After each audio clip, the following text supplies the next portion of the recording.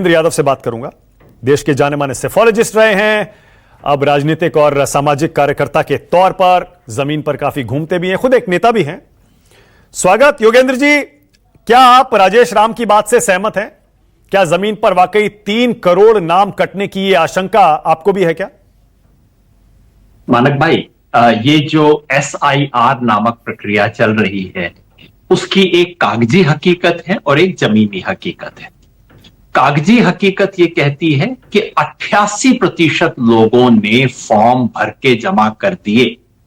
जमीनी हकीकत आप पिछले 4-5 दिनों से देख ही रहे होंगे, टीवी पे दिखा रहे हैं, यूट्यूब पे दिखा रहे हैं और अब फॉर्चुनेटली अखबार भी मुंह खोल के बोलना शुरू कर दिए हैं कि 88% का फॉर्म भरना तो छोड़ दीजिए, 88% के घर कोई फॉर्म देने आया भी नहीं।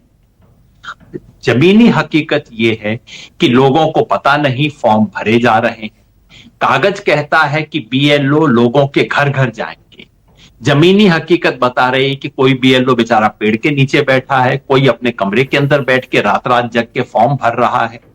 कागज की हकीकत कहती है कि हर व्यक्ति को 2 फॉर्म मिलेंगे, एक वो अपने पास रखेगा और एक भर के वापस देगा। जमीनी हकीकत यह है कि आप घूम जाइए बिहार में, आपको एक व्यक्ति नहीं मिलेगा जो कह सके कि मैंने 2 फॉर्म थे, एक मेरे पास है, ये आप देख लीजिए। पावती किसी के पास नहीं है।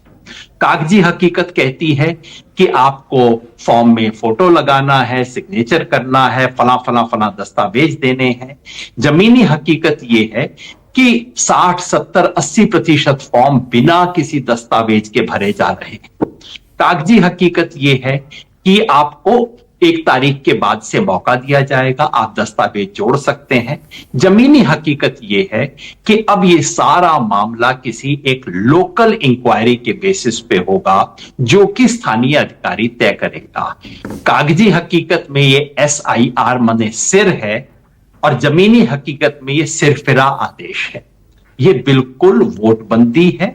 यह एकदम विचित्र तरह का तुगलकी आदेश है जो कि जमीन पे पूरी तरह फेल हो चुका है। रायता फैल गया है, मेस है। और इससे क्या 2 करोड़ लोग वंचित होंगे? अगर जो सरकार का कागजी आदेश है उसका पालन होता है, अगर सरकार कहती, अगर इलेक्शन कमीशन कहता है कि यदि आपने फॉर्म नहीं भरा, किसी और ने आपकी तरफ से फॉर्म भरा है तो यह इलीगल काम है। यदि आपने फॉर्म नहीं भरा और फॉर्म भर के आपने या तो 2003 की लिस्ट का कागज नहीं लगाया या फिर उन 11 में से कोई एक दस्तावेज नहीं लगाया, अगर इसके आधार पर फैसला होगा तो 2 करोड़ से ज्यादा लोग निश्चित वंचित होंगे। ये बार बार मैं सरकारी आंकड़े बता चुका हूं जिसका चुनाव आयोग ने अभी तक विरोध नहीं किया है। बाकी मुझे बैठ के फैक्ट चेक करते हैं, मैं तो कहता हूं भैया सरकारी आंकड़े मैं बता रहा हूं कि बिहार में है नहीं इन लोगों के पास। इसका किसी ने जवाब नहीं दिया। अब जवाब यह है कि आप चिंता मत करें, इन 11 की भी जरूरत नहीं है क्योंकि ये लिस्ट जो है, ये देखिए कितने विचित्र, अंग्रेजी भाषा कितने सुंदर शब्द बनाती है। ये indicative but not exclusive, exhaustive list नहीं है। 11 की लिस्ट तो हमने इशारा देने के लिए की थी, बाकी कोई सीमा नहीं। आप पूछिए कि साहब आधार मानेंगे, कोई जवाब नहीं। आप पूछिए एपिक मानेंगे, कोई जवाब नहीं। मगर इशारा कर रहे हैं, कोई सीमा नहीं है। अरे भाई बता दो कौन सी सीमा तो नहीं है। आपका दिल बहुत बड़ा है लेकिन आपके दिल में क्या क्या है जरा खोल के निकाल दो तो ताकि मैं उसमें से दे सकूं।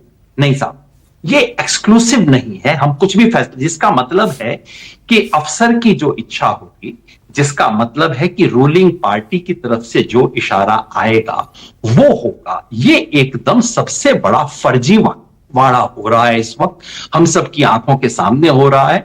मानक भाई, ये बातों को, डिबेट को हम स्टूडियो में, तो मुझे पता है कि सब लोग तर्क वितर्क करेंगे। मेरा स्टूडियो में बैठे सभी साथियों से हाथ जोड़ के आग्रह है, एक गांव में चलिए बिहार के। मानक भाई, मैं आपको दावा करता हूं, चुनौती देता हूं सबको, आप अपनी पसंद से बिहार का एक गांव चुन लीजिए। बीजेपी के लोग अपनी पसंद से चुन, उसमें मुझे दिखा दीजिए कि 88% लोगों को फॉर्म मिला, 2 कॉपी मिली जिसमें से उन्होंने भर के दिया, 1 कॉपी अपने पास रखी, 1 कॉपी चुनाव आयोग को दी और उनको या तो 2003 में अपना नाम मिल गया या फिर उन्होंने 11 में से कोई एक सर्टिफिकेट दे दिया।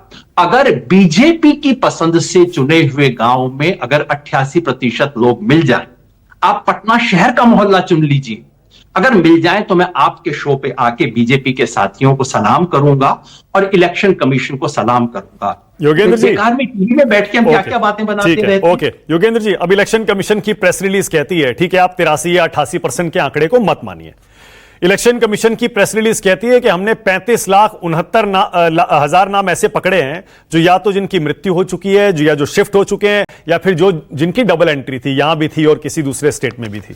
तो एक तरह से इलेक्शन कमीशन का ये जो आंकड़ा है, ये तो साबित करता है ना कि एसआईआर की जरूरत है, बहुत सारी गड़बड़ियां हैं, त्रुटियां हैं। मानक भाई, बड़ा विचित्र इस देश में फैशन हो गया है कि देखिए, आपको दर्द है ना, आपने कहा दर्द है, आपके हां टांग में दर्द है तो गरारे कीजिए। आपके भैया पांव में दर्द है, गरारे करने की जरूरत नहीं। नहीं, देखिए, आपने खुद माना है कि बीमारी, अब आप गरारे कीजिए। अरे कैसा देश हो गया है ये। आपने 3-4 चीजों के जिक्र किया, मैं बिल्कुल सहमत हूं। अगर जो लोग मर गए हैं उनका नाम कटना चाहिए। मैं चुनाव आयोग से करबद्ध प्रार्थना करके पूछना चाहता हूं, ये 6 महीना पहले आप क्या कर रहे थे चुनाव आयोग वाले? कोई नया चुनाव आयोग पैदा हो गया? जनवरी के महीने में आपने लिस्ट जारी की, आपने परीक्षण किया, 12 लाख लोग मरे हुए आपको तब दिखाई नहीं दिए। ये गहन परीक्षण की क्या जरूरत थी? आप क्यों नहीं सामान्य काम अपना कर सकते कि भाई जवाब, मैं गोली नहीं दूंगा, मैं पैदल नहीं चलूंगा, मैं आपको कुछ भी नहीं करूंगा, हाँ ऑपरेशन करूंगा, उसके बगैर नहीं मानूंगा। मैंने विचित्र मानसिकता है। आप मृत लोगों को हटाइए, बिल्कुल हटाइए। आप परमानेंट लोग जो माइग्रेट कर गए हैं, बिहार में काफी हैं, बिल्कुल हटाइए। और जो भी विदेशी है उसको हर हालत में हटाइए। लेकिन मेरे को ये तो बताते जाइए कि ये सब करने के लिए आपको ये एसआईआर, ये सरफिरे आदेश की क्या जरूरत थी? ये आप समरी रिवीजन में क्यों नहीं कर सकते?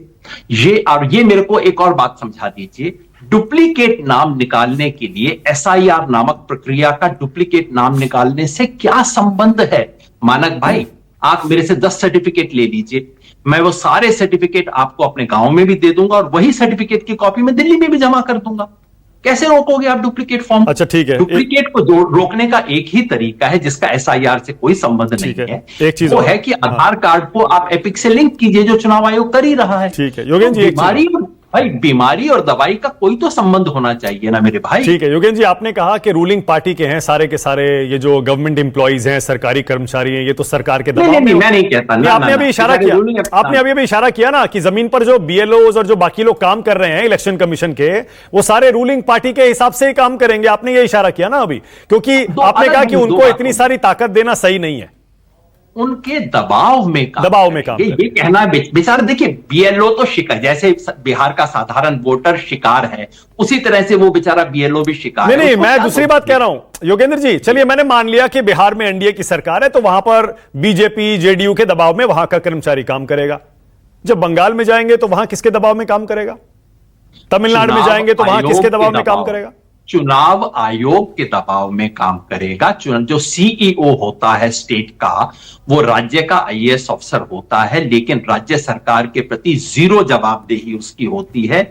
वो केवल और केवल चुनाव आयोग के आदेश के तहत काम करता है और उसके तहत काम करेगा। और अगर उसको और उसे अपॉइंट करना चुनाव आयोग का अधिकार है।